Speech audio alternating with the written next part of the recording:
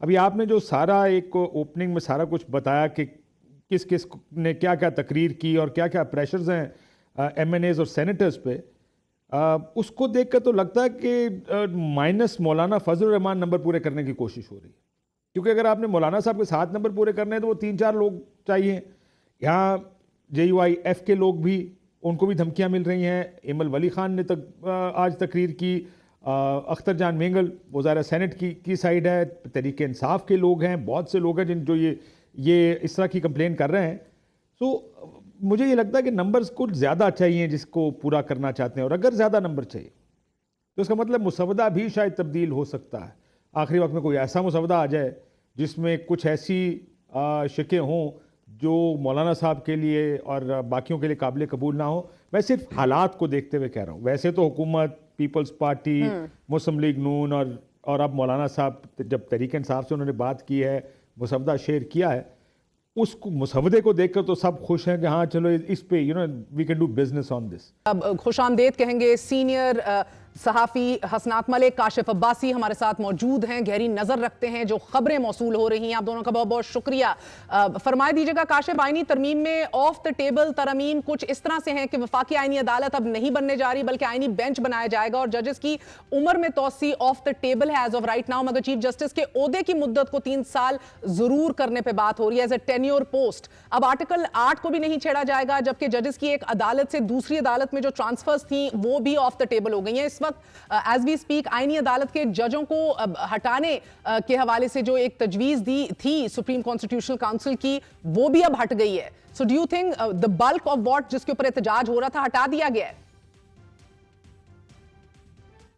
जी, आज मेरी जब बात हो रही थी असद कैसर साहब से, उन्होंने कहा कि जितना हम समझ रहे थे कि खराब तरमीम आएगी, ये उतनी ख़राब नहीं है, बल्कि उनका ख्याल था कि काफ़ी डिसेंट चीज़ें हैं इसमें, इसके ऊपर बात हो सकती है। और अगर हमें इमरान खान साहब से मिलने दिया जाए तो हो सकता है किसी इस सूरत में तहरीक इंसाफ इसकी हिमायत भी कर ले। लेकिन अभी आपने जो कहा कि क्या कुछ इसमें से निकाला गया, जजेस चीफ जस्टिस ऑफ पाकिस्तान की अपॉइंटमेंट जो मैंने देखी है, टॉप 3 जजेस में से एक जज को अपॉइंट किया जाएगा। ये भी इस्तेहकाक शायद हुकूमत अपने पास रखना चाहती है, जिसके ऊपर मामला फंसा हुआ है। देखिए, तरमीम अभी निकली नहीं है, तरमीम कहीं ना कहीं थोड़े मामलात फंसे हुए हैं।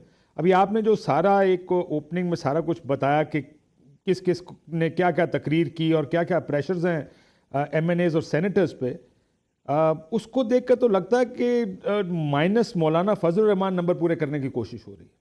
क्योंकि अगर आपने मौलाना साहब के 7 नंबर पूरे करने हैं तो वो 3-4 लोग चाहिए। यहाँ JUIF के लोग भी, उनको भी धमकियां मिल रही हैं। इमल वली खान ने आज तकरीर की। अख्तर जान मेंगल वो ज़ाहिर सेनेट की साइड है। तहरीक इंसाफ के लोग हैं, बहुत से लोग हैं जिन जो ये इस तरह की कंप्लेन कर रहे हैं। तो मुझे ये लगता है कि नंबर्स कुछ ज़्यादा चाहिए जिसको पूरा करना चाहते हैं, और अगर ज़्यादा नंबर चाहिए तो इसका मतलब मुसवदा भी शायद तब्दील हो सकता है। आखिरी वक्त में कोई ऐसा मुसवदा आ जाए जिसमें कुछ ऐसी शिकें हों जो मौलाना साहब के लिए और बाकियों के लिए काबिल कबूल ना हो। मैं सिर्फ हालात को देखते हुए कह रहा हूँ। वैसे तो हुकूमत, पीपल्स पार्टी, मुस्लिम लीग नून और अब मौलाना साहब जब तहरीक इंसाफ से उन्होंने बात की है, मुसवदा शेयर किया है, उसको मुसवदे को देखकर तो सब खुश हैं कि हाँ चलो इस पे we can do business on this. पर जो हालात है, जिस तरह ये सारे वाकयात हो रहे हैं, अब लेट्स होप के सर, अब सेनेटर मुर्तजा कह रहे हैं कि हम इस्तीफा दे सकते हैं अगर ये हथकंडे जारी रहे। So I mean it can get from bad to worse if better sense doesn't prevail. मगर हसनात, मैंने अब काशिफ से ऑफ द टेबल का पूछा, लेकिन अगर ऑन द टेबल की चीजों को देखा जाए तो आईनी बेंच की तश्कील एक ऐसा जुडिशियल कमीशन देगा कि जहां तक चीफ जस्टिस ऑफ पाकिस्तान की तैनाती का ताल्लुक है तो चीफ जस्टिस सुप्रीम कोर्ट के 3 सीनियर तरीन जजेस में से लगाया जाएगा। मगर कल तक जो मेरी कुछ सीनियर लोगों से बात हो रही थी, उनका यह कहना था कि मंसूर अली शाह साहब को बनने देंगे इस बार चीफ जस्टिस, और अगली दफा से जब जस्टिस मुनीब की बारी आनी है तब से ये 3 का पैनल तजवीज होगा जिसके अंदर से सिलेक्ट किया जाएगा। क्या मालूमात हैं आपके पास अभी तक? देखिए, मेरा ख्याल है कि अगर जस्टिस मंसूर अली शाह का नोटिफिकेशन हो जाए तो फिर ये अमेंडमेंट में जो सवालात उठ रहे हैं, एप्रीहेंशन हैं, काफ़ी हद तक दूर हो सकती हैं।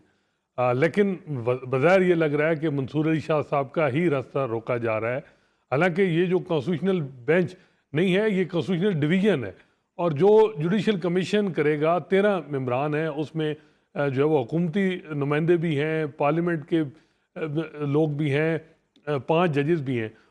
सबसे पहले तो वहीं पोलराइजेशन स्टार्ट हो जाएगी कि जी जो कॉन्स्टिट्यूशनल बेंच बनाना है वहाँ हुकूमती लोग कहेंगे जी फलां फलां जज बैठे, जुडिशरी के लोग कहेंगे फलां फलां बैठे।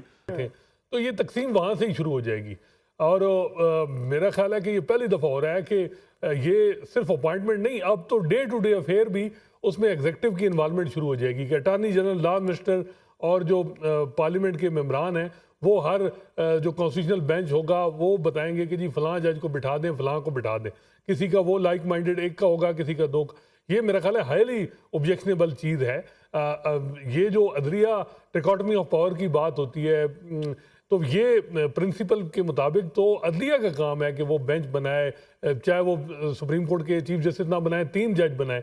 और ये जो पीडीएम गवर्नमेंट है, पहले इन्होंने supreme court practice and procedure act लाए, फिर उसके बाद ये इन्होंने अब ऑर्डिनेंस लाए, अब ये आईनी तरमीम। सूट किया। हसनात, ये जो आईनी बेंच बनाने जा रहे हैं उसके लिए जस्टिस याया का नाम बहुत लोगों से मुझे सुनने में मिल रहा है, people who are in the power corridors. जी ये कोशिश की इतलात भी यही है कि मंसूर अली शाह साहब को एक तबका चाह रहा है कि उनको ना बनाया जाए, और जैसे याहिया अफरीदी, क्योंकि अगले 3 साल जिस किस्म की प्लानिंग है हुकूमत की कि ऐसा जज हो जो किसी तरह भी कोई जैसे याहिया अफरीदी पे ये इसमें कोई शक नहीं है कि उन पे कोई इन्फ्लुएंस इस तरह नहीं किया जा सकता, और वो एक नॉन कंट्रोवर्शियल एक फिगर हैं, उन पे मेरा ख्याल है कि उन पे ऑब्जेक्शन नहीं। लेकिन मंसूर अली शाह पे एक मसला ये है कि जो बड़े बड़े मसाइल हैं हुकूमत के, और सबको मालूम है कि अगर ड्राइविंग सीट पे मंसूर अली शाह होंगे तो फिर मसाइल ज़्यादा जो है वो हुकूमत के लिए बन सकते हैं। उन अप्रीहेंशन की बुनियाद पे याहिया अफरीदी साहब के चांसेस ज़्यादा हैं। लेकिन हुकूमत के अंदर भी एक तबका है जो चाहता है कि हमें अब ये जो कॉन्स्टिट्यूशनल बेंच बना दिया, सब कुछ कंट्रोल कर लिया, अब कोई कबात नहीं है इसकी जो इस निज़ाम की क्रेडिबिलिटी के लिए जैसे मंसूर अली शाह का होना ज़रूरी है। लेकिन जुडिशरी के अंदर ये बात हो रही है कि सबसे पहले ये है कि जो मौजूदा चीफ जस्टिस काजी फैसल, जिनकी वजह से इस वक्त अदलिया में मैं समझता हूँ तबाही आई है, और उनका जाना ज़रूरी है। जब वो जाएंगे बाद में चीज़ें देखी जाएंगी। मेरा नहीं ख्याल कि ये जो अमेंडमेंट हो रही है ये आज तो उन्होंने सवाले से हिंट दे दी, उन्होंने सवाले से बात की है हसनात के अपने दौर में नहीं लगाऊंगा ये केस, ये बात कर रहे थे वो आज अदालत के अंदर। सो ये सबसे वाज़े और पहला इशारा है that he plans to go. मगर काशिफ मुझे ये बताइएगा कि जिस तरह हम देखते हैं कि चीफ ऑफ आर्मी स्टाफ को वजारत दिफा की तरफ से उनके उस पोस्ट के लिए भेजी गई एक पैनल में से मुंतखब किया जाता है, जो आखिरी मुतवक्के तरमीम है ऑन द टेबल वो जजेस तैनाती के लिए मौजूदा पार्लियामानी कमेटी और जुडिशल कमीशन को जम करने की भी है, and then they will choose from the panel given. मगर एक बात वाज़ेह है कि जो तरमीम लाई जा रही हैं वो चाहे वफाकी आईनी अदालत ना भी बनाए जाने के ऊपर इत्तफाक हो गया हो, मगर फिर भी सुप्रीम कोर्ट ऑफ पाकिस्तान की पावर्स को ये डिमिनिश तो जरूर करेंगी। देखिए पोलिटिसाइज भी करेंगी सुप्रीम कोर्ट को। वैसे आपने जो बात की कि जस्टिस मंसूर अली शाह नहीं बल्कि अगले चीफ जस्टिस है इसका इतलाक हो, मैंने आज पूछा तो उसका तो मुकम्मल तौर पे JUI कहती है कि नहीं ऐसा कुछ नहीं है, ये चीज़ बिल्कुल अंडर डिस्कशन नहीं कि इसका इतलाक यानी 3 के पैनल में से हो, ये इस चीफ जस्टिस से ना हो अगले से हो, तो उन्होंने तो डिनाई कर दिया कि ऐसा कुछ नहीं है। लेकिन आप देखें क्या क्या करने से पोलिटिसाइज आप जुडिशरी को कर रहे हैं। अब जबकि सरकार के हाथ में चला गया कि किस जज को किधर लगाना है और किस जज को चीफ जस्टिस लगाना है, तो जजेस की तो कोशिश होगी कि वो हुकूमत के खिलाफ फैसले ही ना दें। जिस जज को हुकूमत पसंद करेगी वो जज आएगा कॉन्स्टिट्यूशनल कोर्ट में, वो जज आएगा चीफ जस्टिस ऑफ पाकिस्तान के तौर पे। जो जजेस अगर हुकूमत के खिलाफ फैसले करेगा, या वो लेट से अगर हम उसको उस वक्त ये कहा जाए कि अमूमन सरकार ही होती है जिसके खिलाफ केसेस सबसे ज़्यादा सुप्रीम कोर्ट में जाया करते हैं, तो अब आप वो रास्ता खोल रहे हैं जिसमें सरकार हुकूमत जो भी हुकूमत वक्त होगी वो जजेस के साथ लॉबिंग करेगी, अपनी मर्जी के जजेस को ऊपर लाया जाएगा, अपने मर्जी के जजेस को कॉन्स्टिट्यूशनल कोर्ट में लाया जाएगा। हम सब मानते हैं आप देखें कि जो 2 कमिटीज को जम किया जा रहा है, सर जो जम भी किया जा रहा है, कीप इन माइंड कि उसके अंदर वजीर कानून, अटॉर्नी जनरल, बार का भी बंदा, साबिक जज, 2 MNAs, 2 सेनेटर्स, और अगर जुडिशरी की साइड से अगर जुडिशरी मुनकसिम हुई, डिवाइडेड हुई जिस तरह के आज है, so that will be a easy walkover for the executive. जी अगर आप आज देखें लॉ मिनिस्टर ने बार काउंसिल्स भी कंट्रोल की हुई हैं, अटॉर्नी जनरल ज़ाहिर हुकूमत खुद अपॉइंट करती है, जो पार्लियामेंटेरियन है वो इसी बुनियाद पे ही लगेंगे, दोनों साइडों से होंगे। सो हुकूमत will always have this advantage, और अगर हुकूमत का एडवांटेज होगा तो ये आप जो बुनियाद है इस आइन की कि अदलिया को आज़ाद होना चाहिए, किसी भी हुकूमती प्रेशर से आज़ाद होना चाहिए। अभी तक हो क्या रहा था कि जजेस अपॉइंट होते थे, उसके बाद एक प्रोसेस है सुप्रीम कोर्ट का जो खुद ही चलता। लोग जो भी चीफ जस्टिस बनना, आपको पता है कि 2028 में कौन होगा, 40 में कौन होगा, जो लोग अपॉइंट होते हैं उसके मुताबिक ही आपको पता होता है कि ये निज़ाम ऐसे चलेगा। वैसे भी जजेस के बारे में तो मुझे याद है कहा जाता था कि chief justice is one amongst equals. ये और इदारों की तरह नहीं है कि जिसमें जो चीफ जस्टिस बन गया या चीफ बन गया उसके पास बहुत इख्तियार है। यहाँ पे तो chief justice one amongst equal है, वो किसी को ये नहीं कह सकता कि फैसले मेरी मर्जी से दो। वो तो अभी हमारा निज़ाम इस किस्म का हो गया, कमज़ोर निज़ाम है, कमज़ोर लोग ऊपर आते हैं, ऑब्लाइज्ड होते हैं कि sir thank you very much. अब आप देखें जिसने प्रमोट किया, सुप्रीम कोर्ट में एलिवेट किया, कहाँ गए वो सारे जज? वो सारे जज उनके साथ ही खड़े होते हैं। आज भी बेंच देखकर आपको पता चल जाता है कि बेंच फैसला क्या देगी। मैं पहले एक भी और पता लग चीज को जाता था हाईलाइट बेंच क्या करना फैसला चाह रही देगा। हूं। तो अब इन चीजों से निकलना इस ड्राफ्ट पड़ेगा, में, सुप्रीम कोर्ट ऑफ इस पाकिस्तान को ड्राफ्ट- निकालना पड़ेगा। हाँ, मगर निकालेगा कौन? मगर वील गेट टू दैट। हसनात, इस ड्राफ्ट के अंदर गो के आपने पॉइंट आउट सही किया कि आईनी अदालत की बजाय आईनी बेंच पर इत्तेफाक तो हो गया है, लेकिन आईनी अदालत के तमाम तर जो पावर्स और इख्तियारात हैं वो इसे हासिल होंगे। ये जहन में रखिएगा कि सुप्रीम कोर्ट की अमारत तो शायद एक ही हो, मगर चीफ जस्टिस की सरबराही में एक ऐसा मखसूस बेंच होगा कि जो आईनी मामलात देखेगा, और इस बेंच को बनाने में एग्जीक्यूटिव का पूरा अमल दखल होगा, उसके पास गैर मामूली इख्तियारात होंगे। सादा अल्फाज में ट्रैकोटमी ऑफ पावर का जो असूल आप हाईलाइट कर रहे हैं, क्या वो मौलाना साहब या तहरीक इंसाफ या कोई और इसको नहीं उठाएगा? और अगर ना भी उठाएं तो क्या जज साहिबान की तरफ से कोई रिएक्शन आएगा? क्योंकि मुनीर मलिक कल मेरे शो के ऊपर कह रहे थे कि द जेंटलमैन इन रोब्स, हाजिर सर्विस जजों को डट जाना चाहिए। एतजाज एहसन साहब कहते हैं ये अभी नहीं तो कभी नहीं का मौका है। Are you expecting a reaction? देखिए, फिलहाल तो वो ये चाह रहे हैं कि मौजूदा जो चीफ जस्टिस काजी फैसल हैं ये जाएं, क्योंकि उनको बहुत ज़्यादा मसाइल हैं कि जब भी कोई मूव आती है तो वो उसको रोकने की पूरी कोशिश करते हैं।